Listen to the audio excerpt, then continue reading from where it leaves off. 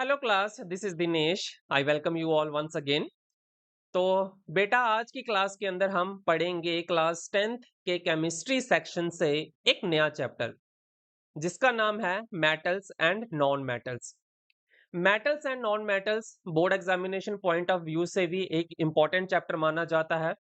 अब वो important chapter क्यों है? क्योंकि इस चैप्टर में से टोटल बेटा 6 मार्क्स के लिए क्वेश्चन पूछा जाता है। टोटल कितने मार्क्स के लिए क्वेश्चन पूछा जाता है बेटा? 6 मार्क्स के लिए। अब ये जो 6 मार्क्स हैं, ये एक ही क्वेश्चन में नहीं की फॉर्म में नहीं आते हैं कि एक ही क्वेश्चन आपको 6 मार्क्स के लिए इस चैप्टर में से पूछा जाएगा, राइट? बट इन 6 मार्क्स को किस तरह से डिवाइड किया गया है इस चैप्टर के अंदर, वो मैं आपको बता देता हूं। अब ये 6 मार्क्स इस चैप्टर में किस तरह से डिवाइडेड है? इस चैप्टर में से जो बोर्ड एग्जामिनेशन में क्वेश्चन पूछा जाता है वो पूछा जाता है एक शॉर्ट आंसर टाइप क्वेश्चन। ठीक है, एक क्वेश्चन पूछा जाएगा शॉर्ट आंसर टाइप जो 3 मार्क्स का रहेगा, और very short answer type question आपको 3 पूछे जाएंगे जो 1-1 मार्क के रहेंगे। ठीक है, 3 क्वेश्चन कितने मार्क्स के लिए बेटा? 1 मार्क के लिए। तो कितने हो गए ये भी? 3 मार्क्स। तो टोटल कितने आ गए आपके? 6 मार्क्स। तो इस चैप्टर में से बोर्ड एग्जामिनेशन में टोटल 6 मार्क्स का क्वेश्चन आता है। 1 3 मार्क्स के लिए और 3 क्वेश्चन 1-1 मार्क के लिए, वेरी शॉर्ट। वो एमसीक्यू भी बेस्ड रह सकते हैं, वहां 1 वर्ड आंसर या 1 सेंटेंस आंसर क्वेश्चन इस तरह के रह सकते हैं। ठीक है, तो इस class metals and non metals के बारे में बेसिक इंट्रोडक्शन पार्ट हम ऑलरेडी अपने लास्ट लेक्चर के अंदर कवर कर चुके हैं। जिन स्टूडेंट्स ने उस वीडियो को अभी तक नहीं देखा है तो उसका लिंक मैं नीचे डिस्क्रिप्शन में दे दूंगा, आप वहां जाके उसको चेकआउट कर सकते हैं। फिर भी थोड़ा सा हम रिवाइज इसमें कर लेते हैं कि मेटल्स एंड नॉन मेटल्स की जरूरत क्यों पड़ी, या मेटल्स एंड नॉन मेटल्स होते क्या हैं। जैसे कि बेटा हमें पता है there are total 118 elements that are known to us. अभी तक कितने एलिमेंट्स बेटा डिस्कवर हो चुके हैं? 118 elements. There are total 118 elements. अब इन 118 एलिमेंट्स की जो प्रॉपर्टीज हैं, वो कुछ एलिमेंट्स की प्रॉपर्टीज एक जैसी होंगी, लेकिन कुछ एलिमेंट्स उसमें ऐसे होंगे जिनकी प्रॉपर्टीज दूसरे एलिमेंट से डिफर करेंगी, अलग होंगी, राइट? अब इन 118 एलिमेंट्स को क्या किया गया? डिवाइड किया गया इन 2 ग्रुप्स। 2 ग्रुप्स के अंदर डिवाइड किया गया, और वो 2 ग्रुप्स बेटा कौन से आए? एक ग्रुप को नाम दिया गया मेटल का, एंड दूसरे ग्रुप को नाम दे दिया गया बेटा नॉन मेटल का, राइट? अब जो मेटल्स की कैटेगरी के अंदर एलिमेंट्स आए, उनकी physical as well as chemical properties एक जैसी थी। और वो एलिमेंट टोटल 118 एलिमेंट्स में से जो एलिमेंट्स नॉन मेटल के ग्रुप के अंदर डाले गए, उन एलिमेंट्स की फिजिकल एंड केमिकल प्रॉपर्टीज एक जैसी थी।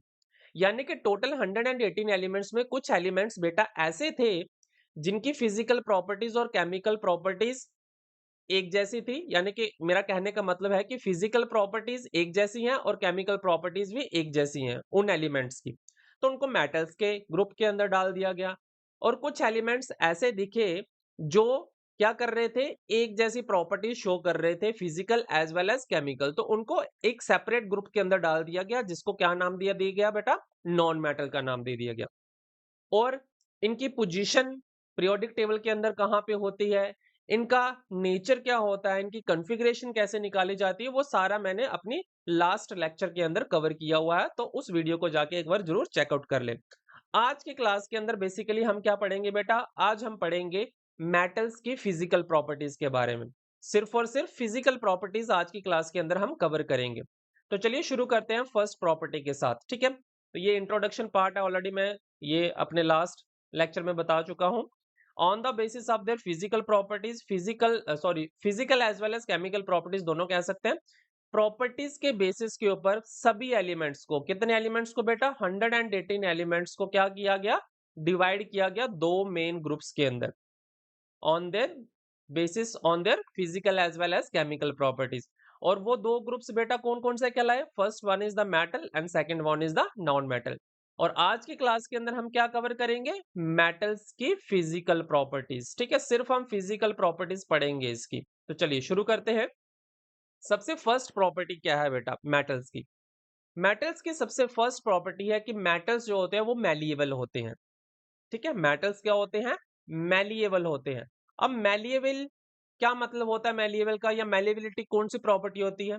मैलिएबिलिटी बेटा वो प्रॉपर्टी होती है जिसमें मेटल्स को बीट किया जाता है और उनको थिन शीट्स के अंदर कन्वर्ट किया जाता है। जैसे आप पिक्चर में यहाँ पे देख रहे होंगे कि ये कॉपर है और उसके ऊपर हैमर चलाया जा रहा है और हैमर की हेल्प से वो जो कॉपर है, कॉपर जो एक मेटल है वो शीट के अंदर, पतली शीट के अंदर कन्वर्ट हो जाता है। राइट, समझ आया मैलिएबल क्या है? मैलिएबिलिटी एक वो प्रॉपर्टी है जिसमें मेटल्स को थिन शीट्स में कन्वर्ट कर दिया जाता है, पतली पतली शीटों के अंदर कन्वर्ट कर दिया जाता है।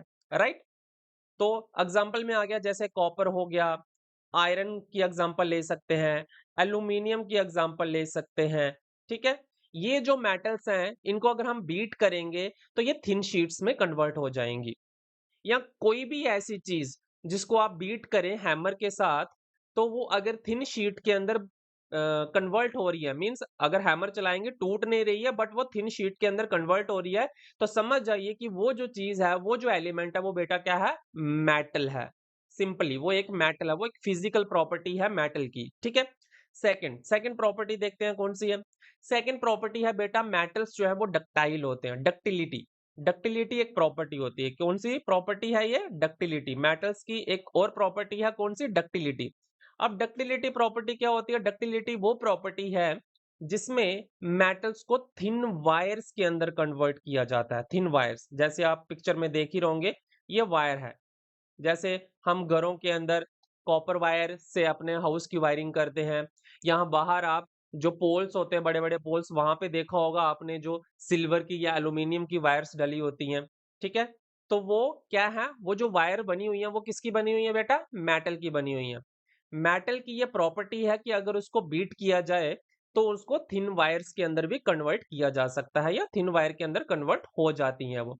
तो वो एलिमेंट जो थिन वायर्स के अंदर कन्वर्ट होगा बेटा, वो क्या कहलाएगा? मेटल कहलाएगा, क्योंकि वो इसकी एक फिजिकल प्रॉपर्टी है। अंडरस्टैंड? जैसे गोल्ड हो गया, गोल्ड को आप वायर के अंदर कन्वर्ट कर सकते हैं। कॉपर, जिसका यूज हम हाउस होल्ड वायरिंग में करते हैं। ठीक है, हाउस होल्ड वायरिंग में करते हैं। घर के अंदर जो आपकी वायरिंग हुई रहती है वो बेटा कौन सी होती है? कॉपर की हुई रहती है, एल्यूमिनियम की या सिल्वर की आप यूज कर सकते हैं। अंडरस्टैंड? सेकंड प्रॉपर्टी क्या आ गई हमारी? डक्टिलिटी। थर्ड प्रॉपर्टी पढ़ते हैं। मेटल्स जो बेटा होते हैं वो good conductor of heat and electricity होते हैं, विच मीन्स कि मेटल्स में हीट और इलेक्ट्रिसिटी ट्रांसफर हो जाती है। अंडरस्टैंड? मेटल्स के अंदर हीट और इलेक्ट्रिसिटी ट्रांसफर हो जाती है। एग्जाम्पल के लिए मेरे पास जैसे ये पेन है, तो अगर मैं इसको हीट करूंगा तो ये पिघल जाएगा। इसमें हीट तो ट्रांसफर होगी बट उसके साथ-साथ ये पिघल जाएगा, लो टेम्परेचर के ऊपर ही ये पिघल जाएगा। लेकिन वही अगर मैं इस पेन की जगह पे एक हार्ड मेटल जैसे आयरन ले लूँ, लोहे का एक पीस ले लूँ, उसको मैं हीट करूँ, तो वो पिघलेगा नहीं उतने लो टेम्परेचर के ऊपर, वो हीट हो जाएगा।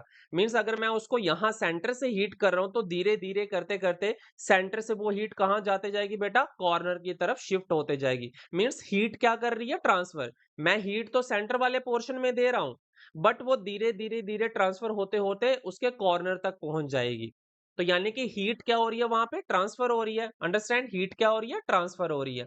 और दूसरी इलेक्ट्रिसिटी भी ट्रांसफर होती है। मेटल्स में इलेक्ट्रिसिटी जो है वो एक जगह से दूसरी जगह ट्रांसफर की जाती है। जैसे आपने देखी होंगे पोल्स वगैरह, ट्रांसफार्मर से ट्रांसफार्मर तक जो है वो इलेक्ट्रिसिटी आती है, वहां से वायर्स को घरों तक लाया जाता है, यानी कि वहां से इलेक्ट्रिसिटी को आपके घरों तक पहुंचाया जा रहा है। जहां और एक चीज से एग्जांपल लेते हैं कि पावर स्टेशन से आपके हाउस तक, आपके घरों तक लाइट जो है वो आ रही है, राइट?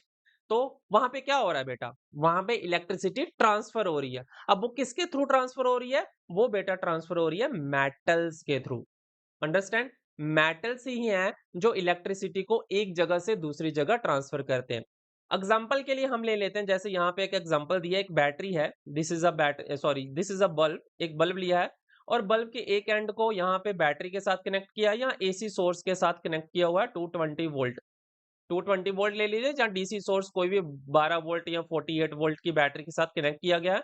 और उसी का दूसरा एंड जो है वो यहाँ पे हम सपोज कर लेते हैं कि एक पेपर है, ये पेपर शीट के साथ कनेक्ट कर दिया गया है। और पेपर शीट से दूसरी एक वायर ली और जिसको कहाँ पे कनेक्ट कर दिया? बल्ब के सेकंड एंड के साथ कनेक्ट कर दिया। अब क्या होगा? क्या ये बल्ब ग्लो करेगा बेटा? क्या ये बल्ब ग्लो करेगा? क्या सर्किट कंप्लीट होगा? सर्किट तो कंप्लीट हुआ ही नहीं, क्यों नहीं हुआ? क्योंकि बीच में जो पेपर एक सोर्स लगा हुआ है, ये तो एक नॉन मेटल है।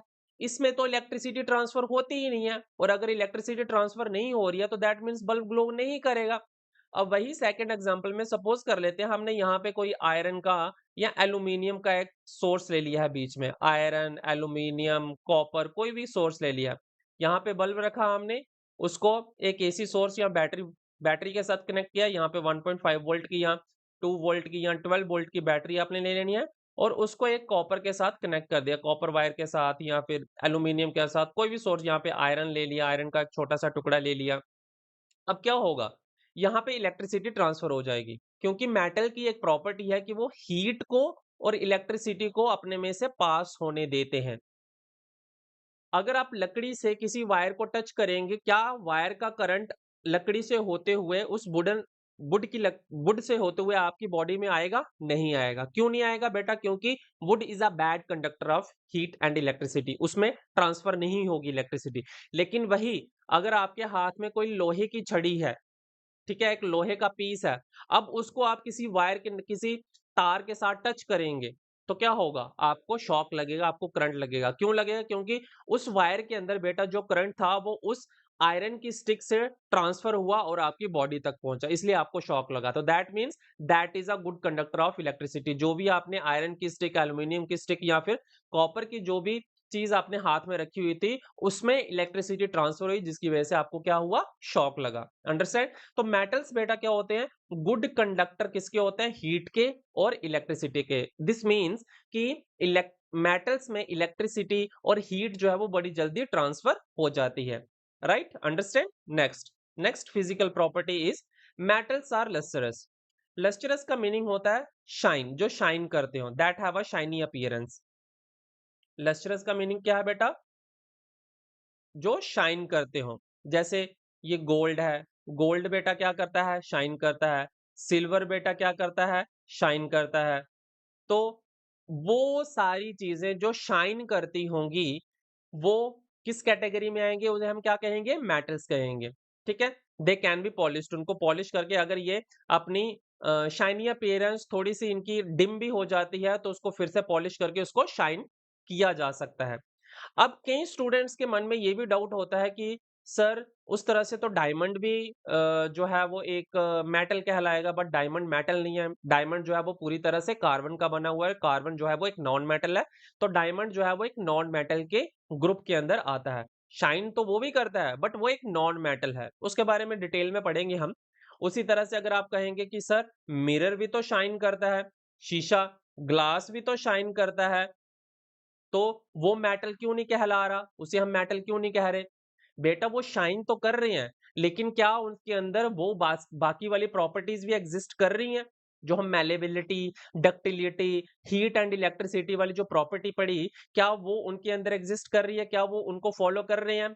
मिरर, क्या अगर उसको हम बीट करेंगे तो उसको शीट के अंदर कन्वर्ट कर सकते हैं? नहीं, वो तो टूट जाएगा। मिरर के अंदर हीट और इलेक्ट्रिसिटी ट्रांसफर हो सकती है? नहीं। ग्लास के अंदर हीट और इलेक्ट्रिसिटी ट्रांसफर हो सकती है? नहीं। ग्लास को अगर हम बीट करेंगे तो थिन वायर्स या थिन शीट्स के अंदर कन्वर्ट कर सकते हैं? नहीं। तो दैट मीन्स ये मेटल्स नहीं है। अंडरस्टैंड? समझ आया यहाँ पे? तो मेटल्स की एक और प्रॉपर्टी क्या है कि मेटल जो है वो लस्टरस होते हैं, यानी कि वो शाइन करते हैं और उनको पॉलिश भी किया जा सकता है। Understand? Next, metals are generally hard. Metals जो है बेटा क्या होते हैं? हार्ड होते हैं, सख्त होते हैं वो। ठीक है? बाकी के कंपैरिजन में वो सख्त होते हैं, थोड़े हार्ड होते हैं। किसको छोड़ के? सोडियम को छोड़ के और पोटेशियम को छोड़ के। सोडियम और पोटेशियम यानी कि Na एंड K, ये दो सिंबल हैं किसके? सोडियम के। Na का किसका सिंबल है? सोडियम का। K किसका सिंबल है बेटा? पोटेशियम का। तो सोडियम और पोटेशियम को छोड़ के बाकी जितने भी मेटल्स होते हैं वो बेटा क्या होते हैं? हार्ड होते हैं, सख्त होते हैं, वो इजिली ब्रेक नहीं होते हैं। सोडियम को अगर हम बात करें तो सोडियम को हम नाइफ के साथ कट कर सकते हैं, लेकिन बाकी मेटल जैसे अगर आप कहें कि लोहे को आप नाइफ के साथ कट करके नहीं कर पाएंगे। राइट? अगर आप कहें कि मैं एल्यूमिनियम को नाइफ के साथ कट कर दूंगा, कर पाएंगे? नहीं कर पाएंगे। अगर आप बोलें कि आप हथौड़े से लोहे को काट सकेंगे, लोहे को तोड़ सकेंगे? नहीं तोड़ सकेंगे, क्योंकि वो क्या है? हार्ड है। और जो भी एलिमेंट्स हार्ड होते हैं वो मेटल्स कहलाते हैं। सिर्फ 2 एलिमेंट्स को छोड़ के, वो कौन से हैं बेटा? सोडियम और पोटेशियम। सोडियम और पोटेशियम को हम जो है वो नाइफ के साथ कट कर सकते हैं, वो इजीली ब्रेक हो जाते हैं। तो these are 2 elements which are exceptions. ठीक है, ये 2 एक्सेप्शनल केस हैं मेटल्स के केस में। नेक्स्ट नेक्स्ट प्रॉपर्टी है metals are solid at room temperature. Metals जो हैं वो सॉलिड फॉर्म में होते हैं। हमने 9th क्लास में पढ़ा है there are 3 states of matter. ठीक है, there are 3 states of matter. 9th class में हमने कवर किया था बेटा। कौन कौन से? Solid state, second liquid state and third gas state. ठीक है, जो भी मैटर है वो 3 स्टेट ऑफ मैटर में एग्जिस्ट करता है। जो भी आप अपने इर्द गिर्द देख रहे हैं, अपने सराउंडिंग्स में देख रहे हैं, वो या तो सॉलिड फॉर्म में है, या तो लिक्विड फॉर्म में है, या तो गैसेस फॉर्म में है। लेकिन मेटल्स जो होते हैं वो सिर्फ और सिर्फ सॉलिड फॉर्म में एग्जिस्ट करते हैं बेटा, एक मरकरी को छोड़ के। Mercury is an exception. Mercury एक ऐसा मेटल है जो लिक्विड फॉर्म में होता है। आपने देखा होगा जो पहले के थर्मामीटर होते थे, थर्मामीटर के अंदर जो बेटा एलिमेंट होता था वो कौन सा होता था? मरकरी होता है उसके अंदर एलिमेंट। ठीक है, स्पेलिंग को नजरअंदाज कर दीजिए। मरकरी एक ऐसा एलिमेंट है जो लिक्विड फॉर्म में होता है। बाकी सारे एलिमेंट अगर आप अपने इर्द गिर्द देखेंगे वो सॉलिड फॉर्म में। आयरन, लोहा सॉलिड फॉर्म में होता है, सोडियम सॉलिड फॉर्म में होता है, पोटेशियम सॉलिड फॉर्म में होता है, एल्यूमिनियम सॉलिड फॉर्म में होता है, बाकी के जितने भी कॉपर सॉलिड फॉर्म में होता है, सिल्वर सॉलिड फॉर्म में होता है, गोल्ड सॉलिड फॉर्म में होता है। तो सारे के सारे एलिमेंट्स जो हैं वो सॉलिड फॉर्म में होते हैं, जो मेटल्स के ग्रुप के अंदर डाले गए हैं। तो मेटल्स बेटा क्या है? सॉलिड फॉर्म में एग्जिस्ट करते हैं, सिर्फ मरकरी को छोड़ के। एक मरकरी एक ऐसा एलिमेंट है जो सॉलिड फॉर्म में नहीं, जो लिक्विड फॉर्म में एग्जिस्ट करता है। Understand? Next next physical property है metals have high melting point. Metals का मेल्टिंग पॉइंट और बॉइलिंग पॉइंट जो होता है वो बेटा बहुत ज्यादा होता है, वेरी मच हाई, काफी ज्यादा होता है। कितना होता है? अगर हम आयरन एक मेटल है, इसकी एग्जांपल लें, तो आयरन को मेल्ट करने के लिए यानी कि पिघलाने के लिए, मेल्टिंग पॉइंट का मतलब क्या हो गया? पिघलाना। तो आयरन को बेटा पिघलाने के लिए कितने टेम्परेचर की जरूरत होती है? आयरन को पिघलाने के लिए 1535 डिग्री सेल्सियस का टेम्परेचर चाहिए होता है। 1535 डिग्री सेल्सियस मीन्स 1535 डिग्री का सेल्सियस का टेम्परेचर जो है वो रिक्वायर्ड होगा मेटल, आयरन मेटल को मेल्ट करने के लिए, पिघलाने के लिए। और वही अगर हम कॉपर की बात करें, तो कॉपर का जो मेल्टिंग पॉइंट होता है वो होता है 1083 डिग्री सेल्सियस। आप अंदाजा भी नहीं लगा सकते कि ये टेम्परेचर कितना ज्यादा होता है। आप अपने घरों के अंदर जब दूध को या वाटर को बॉईल करते हैं, तो उसको बॉईल करने के लिए 100 डिग्री सेल्सियस की टेम्परेचर की जरूरत होती है। Only 100 degree Celsius temperature is required to boil a water और बॉईल अ लिक्विड। बट अगर आयरन को और कॉपर को मेल्ट करना है, पिघलाना है, तो उसके लिए टेम्परेचर इतना हाई चाहिए, तभी जाके वो मेल्ट होंगे। तो इसलिए कहा गया है कि मेटल्स जो हैं उनका मेल्टिंग पॉइंट और बॉइलिंग पॉइंट बेटा काफी ज्यादा हाई होता है। सिंपल एग्जांपल आप घरों में यूज करते हैं। आप जैसे स्कूल जाते हैं, स्कूल आप जो टिफिन लेके जाते हैं, टिफिन बॉक्स लेके जाते हैं, तो जो रोटी होती है, जो चपाती होती है, उसको आप किसके अंदर रैप करके लेके जाते हैं? आपको पता है कि आप चपाती को किस मटेरियल के अंदर रैप करके लेके जा रहे हैं? वो जो फॉइल होती है वो एल्यूमीनियम फॉइल बोली जाती है। अब वो एल्यूमीनियम फॉइल को अगर आप बर्न करो, आप घर में इस एक्सपेरिमेंट को कर सकते हो। आप एल्यूमीनियम फॉइल को जलाने की कोशिश करो, गैस के ऊपर रख दो, किसी आग के अंदर डाल दो, वो कभी भी नहीं जलेगी। क्योंकि एल्यूमीनियम फॉइल वो है, वो क्या है? मेटल है, वो बर्न नहीं होगी। लेकिन वही अगर हम कागज के टुकड़े को हल्की सी आग लगा दें, वो तो मिनटों में, सेकंड्स में वो एशेस के अंदर कन्वर्ट हो जाती है, राख बन जाती है, राइट? लेकिन एल्यूमीनियम फॉइल एक मेटल होने के नाते उसको बहुत ज्यादा हाई टेम्परेचर चाहिए होगा मेल्ट करने के लिए, उसको पिघलाने के लिए। इसलिए वो एल्यूमीनियम फॉइल जो है वो कभी भी मेल्ट नहीं होती है, क्योंकि उसके लिए टेम्परेचर काफी ज्यादा चाहिए। जैसे आयरन को 1000 के अबव टेम्परेचर चाहिए, कॉपर को भी मेल्ट करने के लिए 1000 के अबव टेम्परेचर चाहिए। ठीक है, अब इसके अलावा गैलियम एंड सीजियम, ये दो एक ऐसे मेटल हैं जिनको बहुत ही कम टेम्परेचर की जरूरत होती है पिघलाने के लिए, मेल्ट करने के लिए। जी, अगर आप सिर्फ अपने हाथ के ऊपर रखेंगे, मीन्स आपके हाथ के टेम्परेचर के साथ ही ये पिघल जाएंगे। So these are the two exceptions. Gallium and cesium are the two metals which just melt, जो कैसे मेल्ट होते हैं आपके हाथों के ऊपर रखने पे ही, मीन्स आपके हाथ के टेम्परेचर के साथ ही ये मेल्ट हो जाते हैं। तो these are the two exceptions, understand. बाकी सारे मेटल्स जो है वो उनका मेल्टिंग पॉइंट और बॉइलिंग पॉइंट बेटा क्या होता है, हाई होता है, understand. Next, metals have high densities, metals की डेंसिटी जो है वो काफी ज्यादा होती है। सिर्फ किसको छोड़ के, सोडियम को और पोटेशियम को छोड़ के। सोडियम और पोटेशियम की डेंसिटी कम होती है, बाकी जितने भी मेटल्स होते हैं उनकी डेंसिटी हाई होती है। जैसे आयरन है, आयरन की डेंसिटी 7.8 ग्राम पर सेंटीमीटर क्यूब होती है। मान लो ये एक 1 सेंटीमीटर क्यूब का ये एरिया है, ठीक है, 1 सेंटीमीटर क्यूब का, ये 1 सेंटीमीटर क्यूब का मान लो ये इतना से एरिया है। अब इस 1 सेंटीमीटर क्यूब के अंदर जो आयरन के पार्टिकल्स आएंगे वो बेटा कितने आएंगे, 7 ग्राम आएंगे, ठीक है। लेकिन सोडियम और पोटेशियम 1 सेंटीमीटर क्यूब के अंदर उसके जो पार्टिकल्स आएंगे वो कितने आएंगे, कम आएंगे, उसकी डेंसिटी थोड़ी सी कम होती है एज कंपेयर टू बाकी मेटल्स के। तो ये भी एक प्रॉपर्टी आ गई कि मेटल्स की डेंसिटी जो है वो क्या होती है बेटा, हाई होती है। आई होप आपको फिजिकल प्रॉपर्टीज के बारे में यहाँ पे पता चल गया होगा कि कौन कौन सी मेटल्स की इंपॉर्टेंट फिजिकल प्रॉपर्टीज हैं। नेक्स्ट प्रॉपर्टी है कि मेटल्स जो है वो सोनोरस होते हैं। सोनोरस का मीनिंग क्या आ गया बेटा, जो रिंगिंग साउंड प्रोड्यूस करते हैं, that produce are ringing sound. जैसे आपकी स्कूल की बेल होती है, स्कूल की बेल जब भी पियोन बजाता है तो आपको आवाज सुनाई देती है ना, एक रिंगिंग साउंड सुनाई देती है। तो यानी कि वो जो स्कूल बेल है वो बेटा क्या है, एक मेटल है, क्योंकि उसको बीट करने पे एक रिंगिंग साउंड जो है वो प्रोड्यूस हो रही है, वो सोनारस है। इसी तरह से आप टेम्पल्स में चले जाइए, मंदिरों में चले जाइए, वहां पे जो बेल्स लगी होती हैं वो भी क्या है, मेटल्स की बनी होती हैं, क्योंकि उसको भी जब आप हिट करते हैं तो वो भी एक रिंगिंग साउंड प्रोड्यूस करती हैं।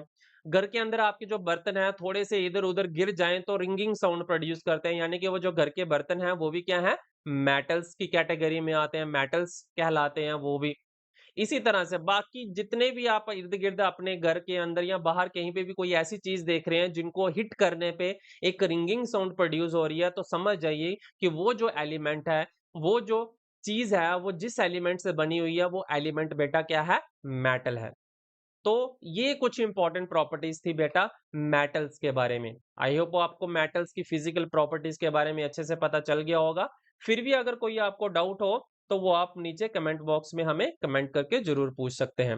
तो अगर आज का लेक्चर, आज की क्लास आपको अच्छी लगी हो, आपको अच्छे से समझ आई हो हर एक चीज की, तो इस वीडियो को लाइक और अपने फ्रेंड सर्कल के अंदर शेयर जरूर करें।